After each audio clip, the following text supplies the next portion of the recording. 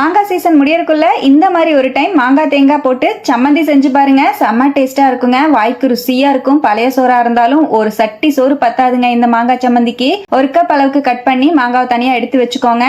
கடாயில ஒரு teaspoon oil, ஒரு டீஸ்பூன் கடுகு சேர்த்து, ஒரு 15ல இருந்து 20 சின்ன வெங்காயத்தை சேர்த்து, ஒரு அரை இன்ச் அளவு இஞ்சியை கட் பண்ணி சேர்த்து, ஒரு கப் அளவுக்கு தேங்காய், ஒரு கப் கட் பண்ண மாங்காவை சேர்த்து, அதோடவே காரத்துக்கு ஏற்ற மாதிரி 8ல இருந்து 10 வரமிளகாயையும் சேர்த்து, ஒரு டீஸ்பூன் உப்பு சேர்த்து நல்லா வதக்கிக்கோங்க. ரொம்ப நேரம் அவசியம் கிடையாது. ஒரு கொத்து கருவேப்பிலையும் சேர்த்து நல்லா மீடியம் ஃப்ளேம்லயே 2ல இருந்து 3 செகண்ட் அப்படியே வதக்கிட்டு, வதக்கி வச்சிரு எல்லாத்தையும் மிக்ஸி ஜாருக்கு மாத்திக்கோங்க.